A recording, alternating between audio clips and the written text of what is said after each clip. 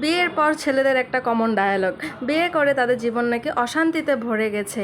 আচ্ছা আমি বলি, কিভাবে অশান্তিতে ভরে গেল তাদের জীবন? সকালে ঘুম থেকে উঠেই তাদের নাস্তা রেডি পায়, দুপুরবেলা কি খাবে না খাবে সেটাও বউ যত্ন করে বেঁধে দেয়। তারপর সন্ধ্যার সময়ে যখন আপনারা কাজ করে বাড়িতে আসবেন, আপনারা যখন ফোন করে বলেন আমি আসতেছি, তখন আমরা ঘর বাড়ি সব কিছু পরিপাটি করে গুছিয়ে রাখি। কেন? মহারাজা আসবে। তারপর রাতে কি খাবেন না খাবেন সেটা জিজ্ঞাসা করি, টাটকা টাটকা রাতের খাবার আপনাকে আমরা রেডি করে দিয়ে দেই। তারপর রাতের বেলা আপনারা ঘুমাতে যাবেন, আপনার যে বিছানাটা সেটা সুন্দর করে ঝাড়ু দিয়ে পরিষ্কার করে একেবারে গুছিয়ে আপনাকে ঘুমানোর জন্য রেডি করে দেয় কে? এই যে দেয় এই বাড়ির বউরা। জীবন অশান্তিতে ভরে যায় না? কার জীবন অশান্তিতে ভরে যায়? তারপর বিয়ের কিছুদিন যেতে না যেতেই দিয়ে দেন পেটে একটা বাচ্চা।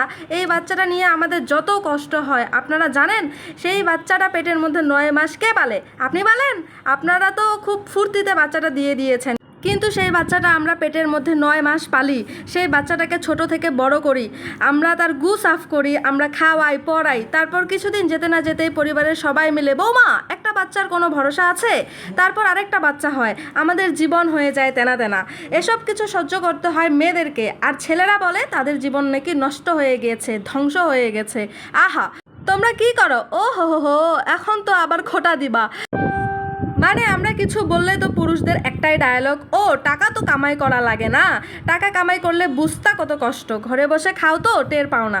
এই পুরুষরা শুনে রাখো, খবরদার টাকার খোটা দিবা না। আমরা মেয়েরা যদি চাই, এখন ফোনের যুগ, অনলাইনের যুগ, আমরা মেয়েরা যদি চাই তোমাদের মতো ডক্টর ইঞ্জিনিয়ার ব্যারিস্টার হওয়া লাগবে না, কোম্পানিতে কাজ করা লাগবে না, ঘরে বসে এই যে ঘরে বসে এই রান্না দিয়ে আমরা ইউটিউব ফেসবুক থেকে লক্ষ লক্ষ টাকা চাইলে কামাই করতে পারি। এত ভাব নিতে যাবা না, ঠিক আছে? আর কেউ বলবা না বিয়ে করে তোমাদের জীবন ঝালাপালা হয়েছে, বরং বিয়ে করে তোমাদের জীবন শুধরায়, বিয়ে করে তোমরা ভালো হও, বিয়ে করে তোমরা সাশ্রয়ী হও। বুঝতে পেরেছো? হ্যাঁ।